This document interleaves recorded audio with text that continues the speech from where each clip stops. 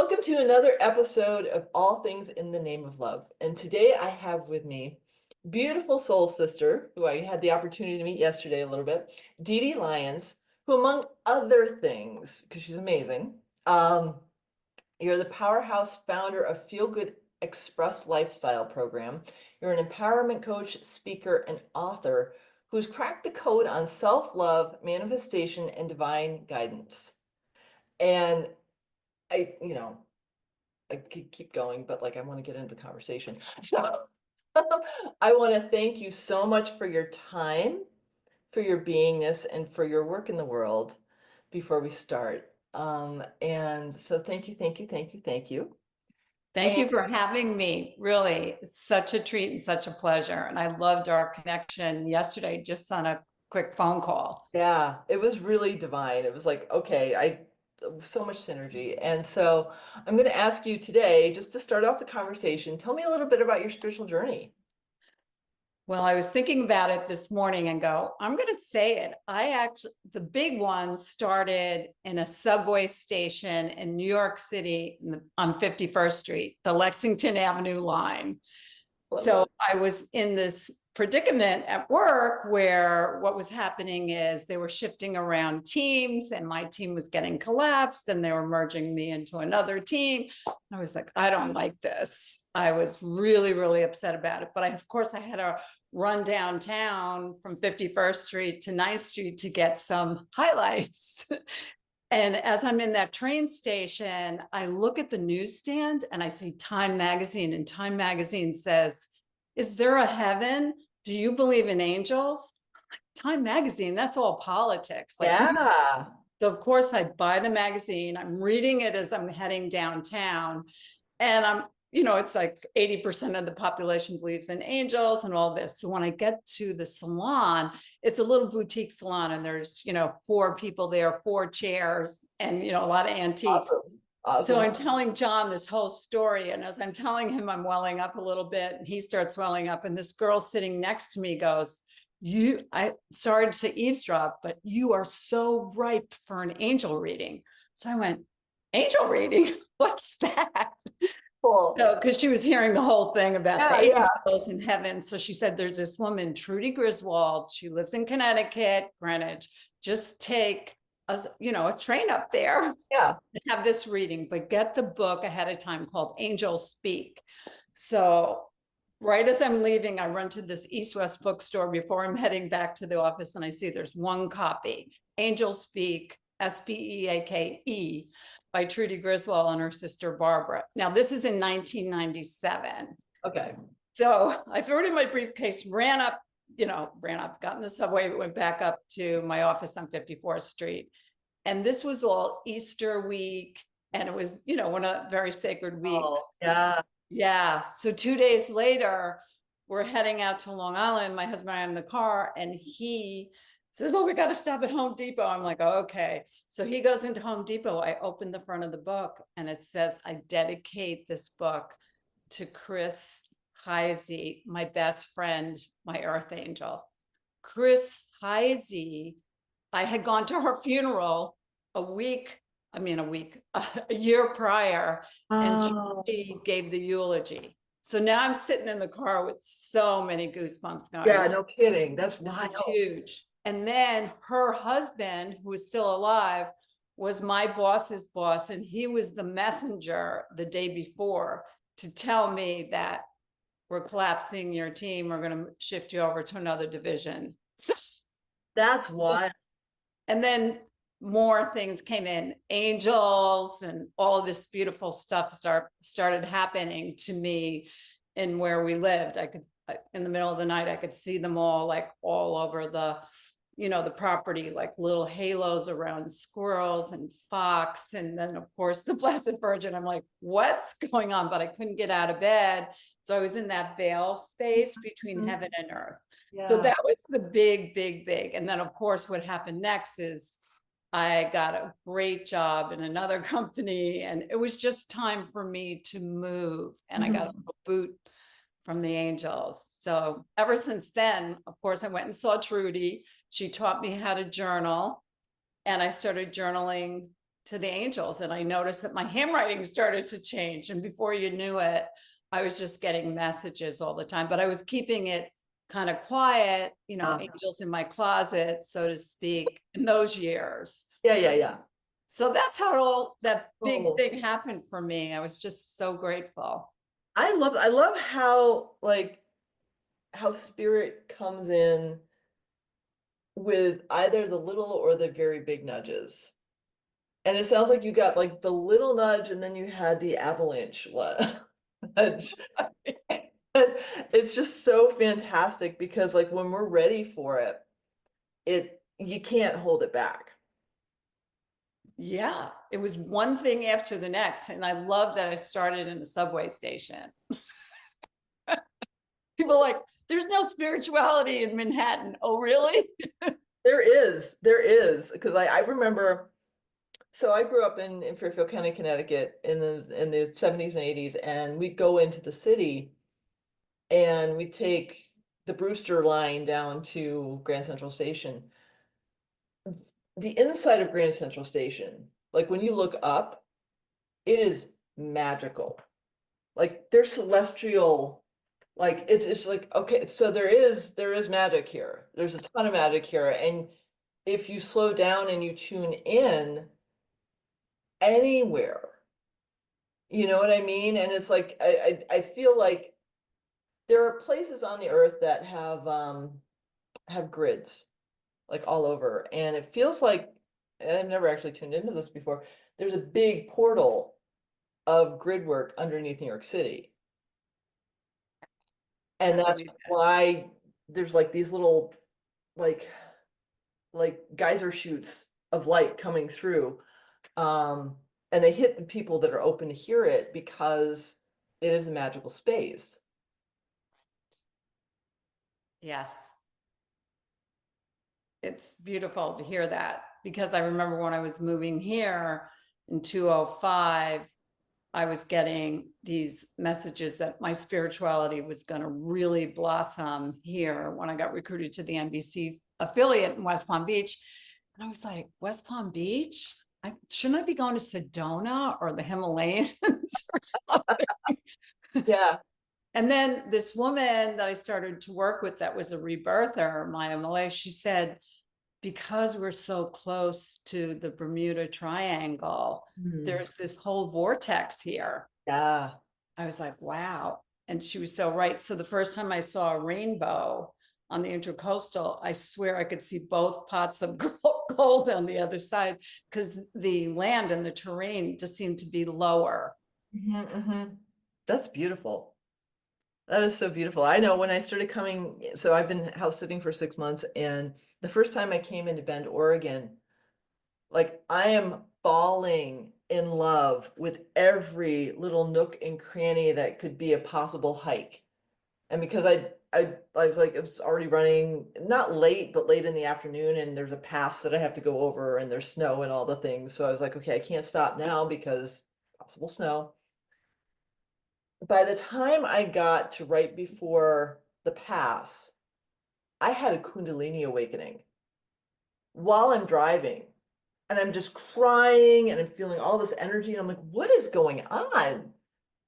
Because I've been through Bend before, but I haven't actually like lived in Bend. Like I have been on and off for the past 6 months. And every time I come here, it's like more like I am supposed to be here. It's not a question. It's like this, no, you are anchoring here. We're gonna make sure you're anchored here because your light is needed here. And it feels the same for you getting called to, Florida. And it's, Right. and you don't think of like Central Oregon, really? Like, I mean, it's beautiful. I'm not saying it's not beautiful, but I like ocean. And so this is like high desert. I'm like, okay, all right, I'll adapt because this is where I'm supposed to be. And my heart is like, of course this is where you're supposed to be. But the logical brain doesn't seem to get it. Right, definitely. Well, when I was moving here, and I think I told you a little bit yesterday, but my friends were going, wait, you're leaving New York City, you don't drive, you don't sit in the sun, and you're afraid of bugs. You're going to West Palm Beach? Are you crazy? So, Yeah. but I was like, oh, angels are saying, get Yeah. going.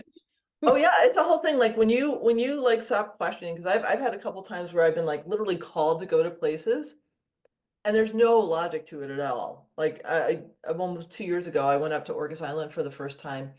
I didn't have a place to stay. I didn't have any money to go there. But I listened because the orcas, or as I know them, the Quelimetians, which means people of the sea, which I like better, um, they were literally calling me up. And I got onto the ferry because you drive onto the ferry in Washington State, and I was shaking violently. I was so scared. I was like, because I'm like, I don't have a place to live. I don't like. I'd been gifted funds from friends along the way, which was amazing, because I was like, okay, source, you want me to go? You got to make it easy for me because I'm terrified. I'm doing it, but I'm terrified. Yeah. So I get on the ferry and I start talking to strangers because I'm like trying to calm myself down because I don't want to be in my head. And all of a sudden I feel, guys, she's on the boat. She finally did it. She's on the boat. Oh my gosh, she's finally coming. Oh my gosh. Can you believe it? She's coming. And I was like, who's saying this? And it was the Quillameshan. Mm. And when I was there for 2 months, I had this massive spiritual expansion that I couldn't have had anywhere else. And it's just because I listened. Yeah, the listening. And also, I mean, I had butterflies for at least 6 months. Oh yeah. But I always say there's the good butterflies and there's the not so good ones. The one that gives you like that butterfly feeling to motivate you. And then there's other butterflies that just derail you. Yeah. Oh yeah. Oh yeah. So there's that fine line of which ones to listen to. And it worked out. And I mean, it worked out obviously in a big way. And Yeah. I'm now doing, which I love to do. I did, I think, I did broadcast sales and marketing, 25 years in New York, and then 7 years here at WPTV, the NBC. And then about 11 years ago, I started the Feel Good Express, empowerment coaching. And really, the main thing I do now, which I love so much, I help people fall in love with themselves, own their gifts, step into their power, and I connect them to their guardian angels because we can't do this alone. And it's so fun for me now to be able to do this like right out in the open. And when people come to me, it's fabulous because they're already believing in angels and unseen helpers and know that there's a whole support team for them on the other side. So it's great. Yeah, I will give an example of how protected I am because left brain doesn't get it, but right brain is like, you cannot, that. So in September, I have a 2004 BMW. I love her. Her name is Grand Old Dame. She's my best friend, in some ways, because she's my chariot. So she's my protector. Well, her axles, not so good. I drove into my mechanics because I promised her I'd take her in when I was in Portland the next time. I drove in, dropped it off. They did a diagnosis and they said, you're not getting your car back until we're done fixing it. And I said, well, what's wrong? And she said, I don't know how you made it here. Your front and your rear driver's axles were literally falling off the car. I'm like, I've been driving this car all around the Northwest and down to California and back. Like, there's no way, unless I was protected, that I'd be having this podcast. Right. There's just no way because the car literally was going to fall apart. And I'm like, oh, like, so in places like that where I can't deny that. And we all have that. Right. And I love to tell people that because, I don't know if you've heard of the four clairs. So, Hmm. okay, so I'll just, mention them to everybody in Yeah. the audience. So there's clairaudient for, hearing on a higher level. Yep. There's clairvoyant where you're seeing on a higher level. Then there's clairsentious, which is the most common. You just feel things, on this higher vibration. And then, of course, there's claircognizance, which is crystal clear knowing, which is that's my main gift. So when Mm. I started to do the angel work and the journaling, I mean, privately, I was still in broadcast sales and marketing. I realized like, oh my God, I have answers. I'd go on a sales call with double team with one of my AEs, and we'd get there and I'd be getting all these messages, about the client. And then I would just say, I have some feedback for you. Are you interested in hearing it? Rather than saying, oh, I'm getting a message from the other side. I'm a channeler. Right, right, right. Yeah. So I would tell them and they'd go, whoa. And then when I would leave with my salesperson, she or he would say, I've been calling on them for 10 years. I've never seen them that open. So I started to realize that I had had this gift. And I tell people these four clairs, we all have them, one or two or more dominant. Yeah. And you just have to clear out your worry, doubt, fear, all the lower vibrating emotions so you can vibrate higher and, joy and gratitude and love. And then those gifts, we all Well, have them. Yeah. yeah. I've had since I was like, I beat my parents at the age of 3 at name that tune. Like I get the notes before like 2 notes in, and they'd be like, "How would you know what that song is?" I'm like, "I don't know, but I knew because my teen like clairaudient. Like I'd hear it in my head, and they'd be like, "Boom, that's a song," and they're like, "You're like 4. How do you?" But so I've had songs and lyrics come through me since I was a little kid. And Mm. sometimes it's the whole song, sometimes it's a tune. I'm very, very sensitive to frequencies. Like, so if I hear somebody's voice, it's not perfect pitch, but it's like if it's off, I can't listen to them. Like my brain just shuts down and I'm not hearing what they're saying because it's not in the frequency for me. Interesting. Yeah. Yeah. That's amazing. Yeah. So it's just fascinating to see all the gifts that come on and like you, I call it channeling or conduit or whatever it is, but like I hear the animals when they come into my sessions and they talk to Yeah. me and I'm literally just writing it down with the crappy handwriting that you get. And it's just so fabulous when we get out of our own way to see more of who we really are. Yeah. And I help people with that because I love to see when somebody tells me they saw on a higher level or they felt something or they were in the shower. Cause I get a lot of the clairaudience in the shower near water, Mm, it's yeah. coming through. It's like a little whisper. And if you're in that present moment, you got to be present. You can't be thinking about the future or the Right. past. And that's why I Right. help people be in the present, even myself, because I'm more of a planner in the future. And that's my style. So I know I have to pull myself into present moment as much as I can. And that's why I do those nature walks. I think I told you the wind walks. I don't take Yeah. my phone because you used to go on these 45-minute walks, which I do 3 or 4 times a week. But I want to stay present, hear the birds and all that. So my friend, Joe Goldberg, he does wind walks and you actually listen to the wind and feel it. So sometimes it's real quiet. Sometimes it's on your face. Sometimes it's on your back. And it's amazing. So when you're listening for the wind, you're also hearing leaves ruffle, birds tweet and all of that. So it's great. I love that because it's just so like it's so there's so many opportunities for distraction right now Oh yeah. in our world. And especially now because there's so much dissonance going on energetically and politically and socially and economically and all the things. So to actually like I'm craving quiet. It's not even like, oh, I think like this morning because I'm wearing and running a frequency device on myself, and because I have to use my phone to get it activated, I tend to look at my phone. And I just started a program and I heard chant. Yeah. Mm. So I'm gonna chant because like nothing was appealing to me. Nothing interested me.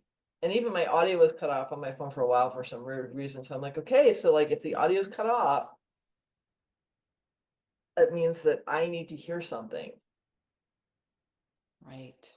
And so I chanted, and then I gifted myself chai. I boiled some chai today and started packing for my next place. And like just that minor shift of not having the audio gave me the chance to tune in to like, what do I need in this moment? And that whole awareness of self-care and self-love in a world that tells us that that's selfish. um it's not, because if I'm not present, like if I hadn't chanted and I haven't done, like, I can't be as present with you as I want to be. Right. Exactly. Being present. And I know when I do more of that, it just makes me feel happier, more grounded. And this way I don't miss out on the magic, that blue butterfly that you've never seen before. Or Yeah. maybe there's like a little lizard sometimes on the windowsill shelf staring at me.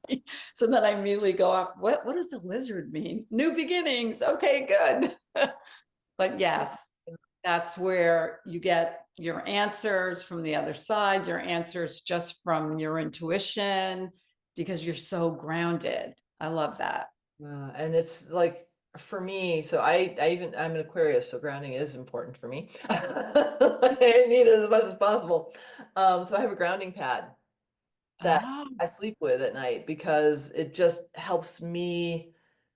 Like, I love being grounded. I love Mama Gaia. I definitely am an earth person, and so to be an Aquarius with that kind of energy is like a very fascinating balance. And if I get in my head, which I tend to do, um, I get anxiety at this point. So it's really like, oh, we're not playing anxiety anymore. We're just gonna be. And that's such a foreign way of being in our society. And yes. like to just allow ourselves to like feel into that fear of missing out, because it's an illusion. Right. And what do you need in this moment is more important than people pleasing, codependency, any of that. And it may trigger people, but that's their trigger, it's not yours. Right. Exactly. No, I was thinking about that because today I was doing this a dose of Dede video, and it was all about protecting your boundaries. And how I started the video was it's only whatever 60 seconds. That's my micro mini podcast I've been doing Awesome. lately, and they're on Instagram and Facebook. But this one was about boundaries. And when you're protecting your boundaries, that means you're putting yourself first. And when you're putting yourself first and learning how to say no with grace and confidence, because like I remember my friend who's a therapist, Linda, she said, Dede, isn't it better just to say no when you really don't want to be somewhere and have a little guilt than go and do something and be somewhere and go, oh my God, what am I doing here? Hmm. So I Hmm. help people with that. I help myself with it I love because it. I love it. it's not popular when you say no with confidence and grace. I remember I had one client that she said she started putting herself first before her kids and her husband. Obviously, if they were in like dire straits, she's Right. going to jump in. But one daughter said, I think she was 12 or 13, Mom, you're acting like a narcissist. So I went, that's That's, good. yeah, That's a good sign. If your daughter's saying that, that means you're putting yourself first. Good for you. right. It's a compliment. Right. And that's the fine line, because like the narcissist is the wounded self-attention. The healing one is the one that's like, no, I need this quiet time, because if I don't, I'm going to project things on you that aren't yours, and I don't want to perpetuate that cycle. Right.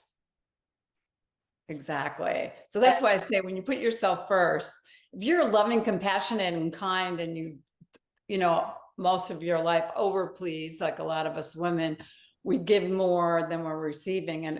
And if you start to pull back a little, it'll be balanced. Trust me. it definitely will. And it's, I had a situation a couple of years ago. I was down in Weed, California, and a friend invited me over for dinner, and he had a friend over too. Well, after dinner, we had a great dinner. they started talking to each other and I wasn't part of the conversation. And I waited like 10 minutes to like see if anything was going to change and it wasn't. So I said, okay, guys, you are clearly having an amazing conversation. I'm going to go check out and like do stuff that I want to do. And the next day, because we were living on a farm together, he meets me down the driveway and he's like, what was that about? I was like, you were clearly having an amazing conversation and I wasn't part of it. And I don't have a trigger about that. I was just aware of the fact that I wasn't part of it. So I just decided to choose myself. He could not get over it for a long time. He was like, I can't, like, that was so rude. I'm like, no, it wasn't.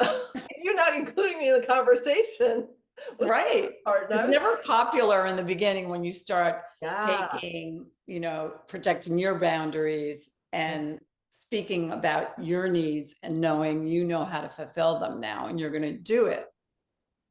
And right. you did I it. did. And it was just so fascinating to see the conditioned pattern. Like, no, you're supposed to sit here and just listen. I'm like, that is not fun for me. It's not filling me up. It's not bringing me joy. And I had a friend recently tell me, it's like, if it's not bringing you joy, don't do it. And I'm like, ooh, I like that twist because we do Yes. so many things that don't bring us joy. And if we're doing something as mundane as paying bills, you could play music while you're doing it and then thank the money for being there so you could pay the bill and thank the bill for Yes. the service. That's a great way to pay the bills with Yeah, gratitude. Hmm. because everything is for us. Yes, exactly. Yeah. That's beautiful. You. Yeah, it's really good that the whole thing about taking care of yourself first and giving, and that's how I help people, fall in love with themselves. I have them do a list, the self-love list, and it's everything that they love about themselves. Oh, I that's cool. that I'm fun to be with. I love my blue eyes. I love that I'm really good at dancing, whatever it is. And then they make a whole list and then they read it out loud I love that. back to me while we're in the session. And then I say, okay, you're going to keep that on your nightstand and you're going to read it out loud in the mirror every day. And they're like, oh, I don't know if I could get in the mirror and do that.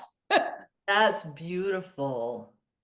Yeah. Absolutely beautiful. I remembered yesterday you mentioned something about your mirror work, and I know Louise Hayes was really big on that. That's where I picked up that tool. Hmm.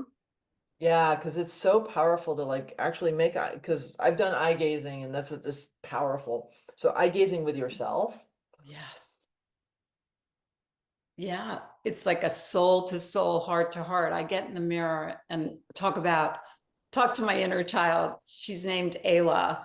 My husband, who I've been with, thank God, I love him so much still, 37 years married this November, and soulmate and all that wonderful stuff. But he named my inner child Ayla because we watched this movie, The Clan and the Cave Bear, I think 20 years ago or longer, Okay. with Daryl Hannah.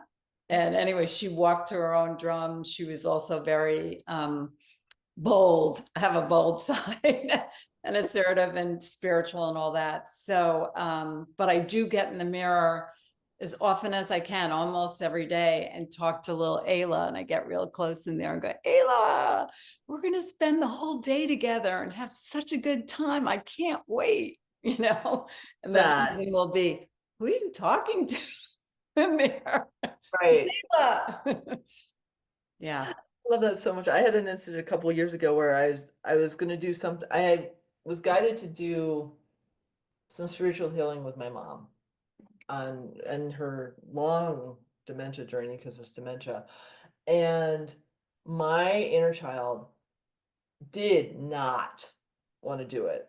I mean, it was like I was getting back pain, I was getting teeth gritting, I was like, it's all the things. And I finally was like, honey, I love you. I have to do this. So I'm going to gift you a whole bunch of coloring books and pencils and crayons and snacks and a blanket. And you're going to sit in the back seat of the car. And I'm going to go in and do the thing that neither one of us want to do, but I need to do it. And when I get back, we're going to go get chocolate. And she's like, okay. Hmm. Yummy. I was able to do the thing. It was really profound. My mom came out of dementia. She came back into her body, and we had this amazing spiritual opening that I Mm, couldn't have done if any other way. And so, when we have that clenching of the not wanting to do the thing, that's probably a part of you that always had to do the thing that they didn't want to do and never got talked to. right. Yeah. You had to nurture her and let her know she's safe with you. She's going to be okay. That's beautiful that you did that. And sometimes they know, though, like I find out sometimes, even though, well, first of all, your inner child rules the roost. They're in charge. If you're neglecting them, they're going to show up. Yeah. I want attention. But sometimes she knows better than me because I can grin and bear things and do things that I might not want to do. And she's not into grin and bearing. She'll give me a sign not to go or not to do Yeah. something. And it's all these obstacles start coming in the path. I'm like, Ayla. Yeah. Not so much because yeah, I mean they do like 90% or 97% of our brains are sub or unconscious. And so like we know this much and to try to navigate life without having an awareness that the first 5 years of our life pretty much influence most of our existence is kind of foolhardy. So yeah, talking to your inner child it is so magical. Like right now, I'm in the process. I have an unconscious thing that's finally come to the conscious of I had a dislocated hip when I was born. Uh, Oh, I was placed in traction at 6 weeks old, and then in a body cast for a year and a half, and I can walk. wow. So grateful. The 6 week old doesn't give a damn about that because she's A, helpless for being an infant, and then B, super helpless because she's in traction laying on her back. Mm, So I'm unwinding that with somatic work. That's the only way she's able to talk to me. She won't even like, because she's 6 weeks old. She's like, fuck you, I'm not gonna come. She's just like entrenched. And yet, like, the more I do the somatic work, and I'm not even talking to her, I'm just allowing her to show me what is held in my body that she's like clenched for so many years. She's unwinding, she's starting to cry. mm. I'm like, thank you, honey, because you don't understand words yet. Right. Pre-verbal. Yeah. So, like anything we can do to help our little ones. Yes. And we're living Yeah. in a time of consciousness where we have tools that we didn't Yeah. have. Exactly. And, I did rebirthing sessions with this wonderful woman, Maya Malay, that lives in West Palm Beach and pointing to West Palm. I'm in Palm Beach Gardens. I don't know if I'm pointing the right way, but that's what my husband says. Who says, I'll be in the car and he goes, you can wake up from a dead sleep when we're on a long trip and go, make it right. And you're supposed to make it. So, but anyway, rebirthing. So Yeah. we went back and I did a bunch of sessions with her. And we went actually back in birth. And I Wow. actually almost died at birth because I had RH negative blood. Oh, And my mother was positive and my father was negative blood. Anyway, the hospital in Chicago didn't have transfusion equipment. So they had to take me in an ambulance, as my dad said, the biggest snowstorm Chicago ever had. And I was in a shoebox. Anyway, here I am.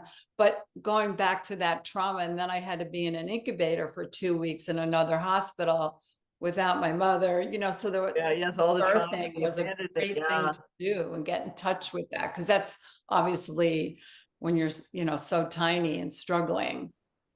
Yeah. It's so fascinating. The thing that I find really, because I tuned in a couple days ago, and I was like, okay, so why?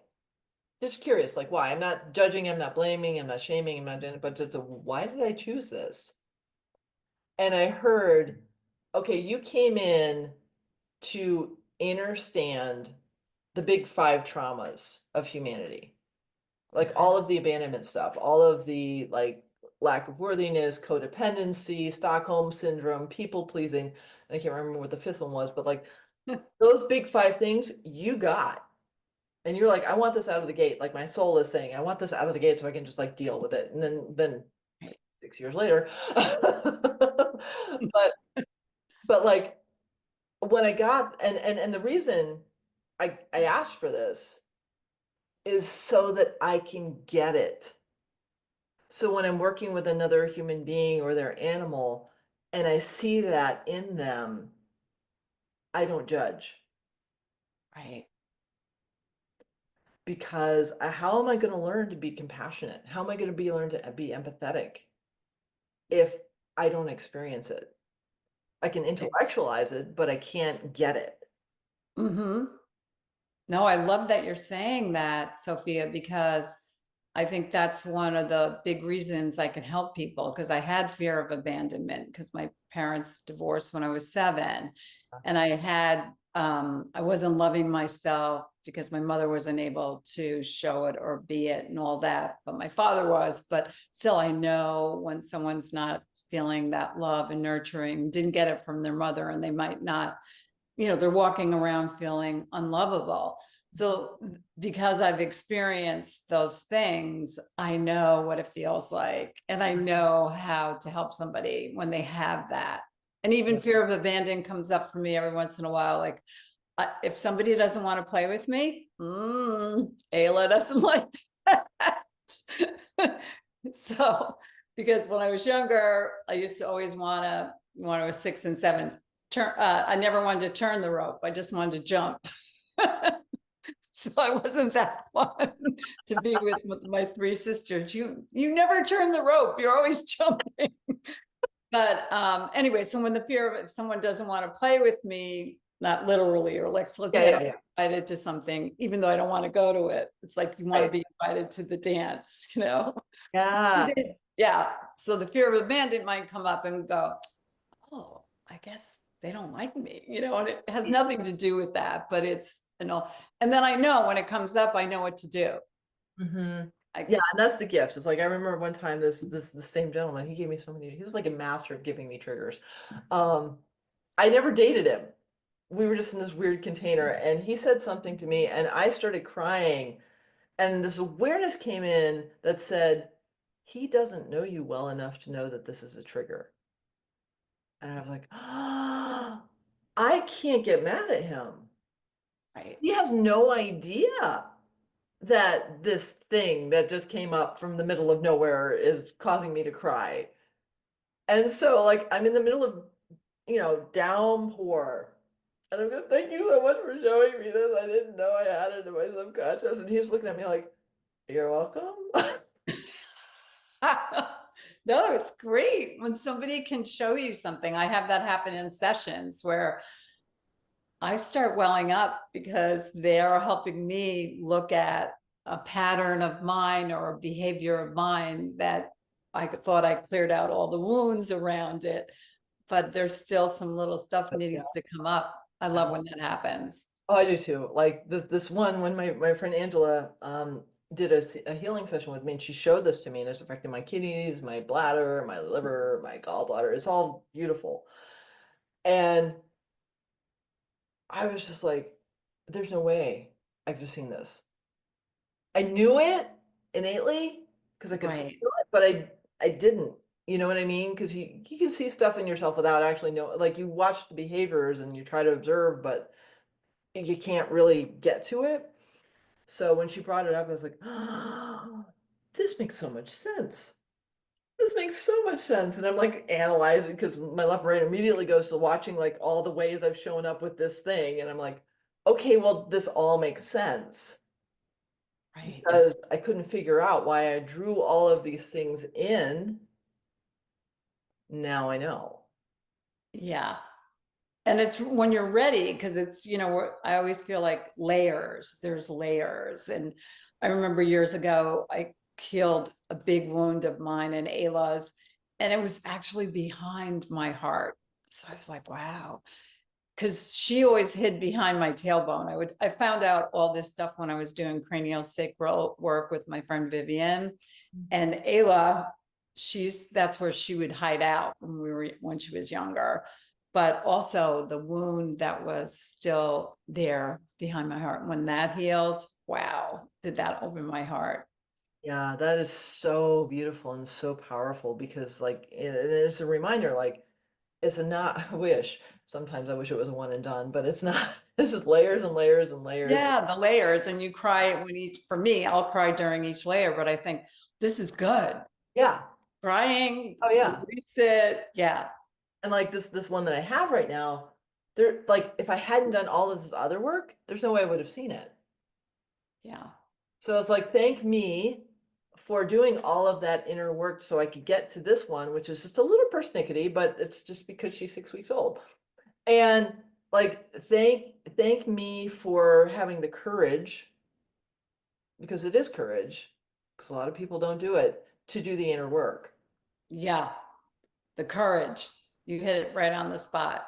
Like the courage to go deep and be Mhm. willing to look at and feel old pain. Yeah, Yeah. yeah, because like it's there. I heard the other day, it came through me, it's like it's the sludge at the bottom of the garbage can that you haven't washed in 6 years. Okay. Like that's how deep you can go because it's part of you Yeah. and it just wants to be seen like everything else. Not judged, not shamed, because we Right. have all of these aspects in us because we're all human and we're all connected. So we have the dark, deep, icky, yucky, sludgy stuff in us. And to have the courage to look at it and just observe it. Exactly. And I was lucky to have like a really great therapist in New York City. And then, like I said, this woman, Maya Malay, helped me with the rebirthing. We were doing that for 2 years. And just to really get a lot of this up. Yeah. Yeah.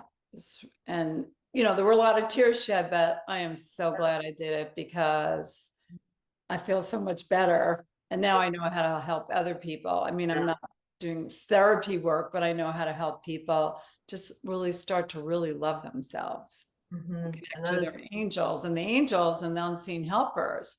We've got like a whole team on the other side. I have one friend that said the majority of her friends, she has a couple of friends here living, but the rest of them are on the other side. I love that. That is Like, so okay. But yeah, there's a whole team on the other side that you can ask for things. And that's the other thing with angels. And I'm sure you know this, Sophia, but you know, you're born, when you step out of the womb, there's your guardian angel, and she or he is with you till you shift to the other side. But they hover. So if you're not asking them for what you need and Mhm. collaborating with them, they're Yeah. just going to hover and they'll be Right. like, oh, I wish Dede would give me something to do. Right. Right. But Yeah. I I have my know. clients do a to-do list, like like you do your Monday morning or Sunday night to-do list for you, you know, Yeah. go to the store, go to the bank, but all the things you need to do. And then their list, the guardian angel list. Can you help my mom? She's feeling depressed. Can Mhm. you help me with staying in the present moment? Can you help out my son? He's not focusing enough in school. Yeah. He's not doing well in a couple of his subjects. You know, things that you can help those people with, Yeah. but that you don't know, you can't necessarily fix. Right. So yeah, so when So people beautiful. do their angel to-do list, they'll text me, you know, a couple of days later, oh my God, I put this on my angel to-do list and it happened so fast, you know. Love that. I haven't consciously put an angel to do this. I do ask for help pretty regularly and I do receive. There you go. Okay, this is That's a that's tool. really just as good. Yeah. Yeah. Hey guys, just throwing it out there. Yeah. And I say, like, it doesn't have to be just like in church or the synagogue. Like, you're driving downtown and, oh, I gotta get a spot. I have an appointment in 5 minutes. Angel spot, angel spot. And then you get a parking. It doesn't matter. They want to help with everything. It doesn't have to Right. be just praying and all of that. Right. Yeah, I think that I love praying. And I remember Greg Braden saying that you get to embody the feeling and he talked to a Native American who said, when I pray for rain, I actually feel the rain hitting my face. And then I Mm, call it in. I'm like, because you're embodied. yes. So please, please, please help me. Please. That's coming from a place of victimhood versus like, I'm feeling this and I'm calling it in with your support. Yes. I like that. Calling it in. Yeah, because like otherwise we're in that's the fifth one, the victimhood. Our Yes. world is like filled with a victimhood mentality, and it's the the illusion of separation Mm-hmm. that is actually placed on the planet to keep us from remembering our divinity.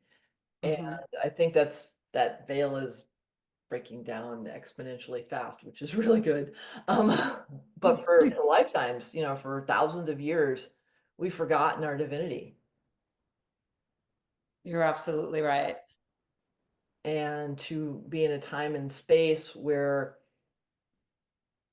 people are able to talk about their spiritual journeys, they're able to do this healing work on themselves. If nothing else, if you don't see any other evidence, the fact that I've had a podcast talking to different people for 6 years about their spiritual journeys, that's pretty amazing, That is. because it means that there are that more light workers that are remembering. Mm-hmm. Yeah. And I really think that even though there was a lot of negative things with the pandemic, the good part was people, I think, got more self-reflective, more spiritual, and really connected to who they are and what makes them feel good, what makes them feel joy. And to be, like you said, more and more people feel comfortable about talking about their spirituality. Which I love Yeah. because that's who we are. We're spiritual beings in a human existence, and like I've always felt like I want to live long enough to use all of my gifts, Mm. and I haven't yet because I don't know all my gifts, but I know I have a lot, and like to try to like carve out my life so I can do all the things I love to do in a way that allows my soul to fully express itself through me, is really magical. I don't have a purpose other than to be. Um, and whatever that expression wants to show itself through me, as long as it brings me joy, that's what I am. So like, I remember a few years ago, I tried to like put together like a resume. I couldn't do it because it categorizes me into things that I'm way bigger than Yeah, I love that. you. Just be. Yeah. Yeah, And all yeah, the titles and all the jobs and all the things fall away because they're not what define us. They're just yes, aspects of the expression of what we wanted to do at that time in the consciousness that we had. right. And then you just keep getting more and more wiser and more enlightened and just see things in a whole new light. Yeah. It's pretty freaking magical. It is.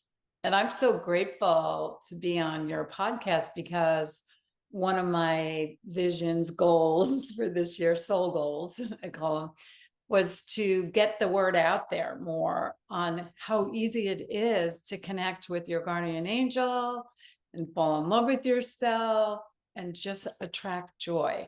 It's, Mhm. it's easy. And I want people to know that. So the more I can spread that light, the more Mhm. grateful I am. So I'm very grateful to you, Sophia, for that.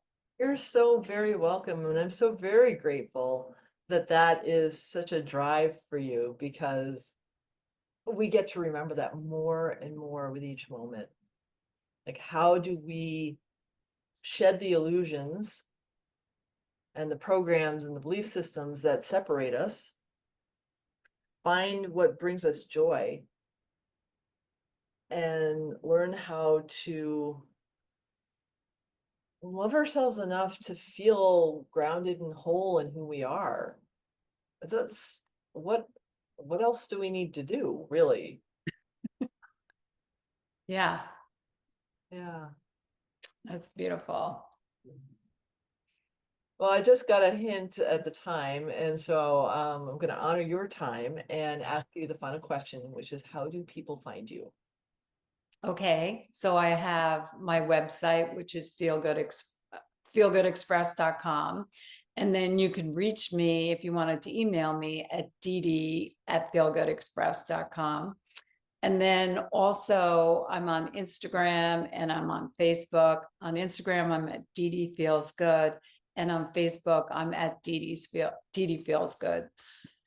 And that's how you reach me. And I hope you start following me. And I hope you feel more connected to the other side and your guardian angel right now. Thank you so much for your beingness, for the work you do in the world, and for the light you share. Oh, thank you. Beautiful.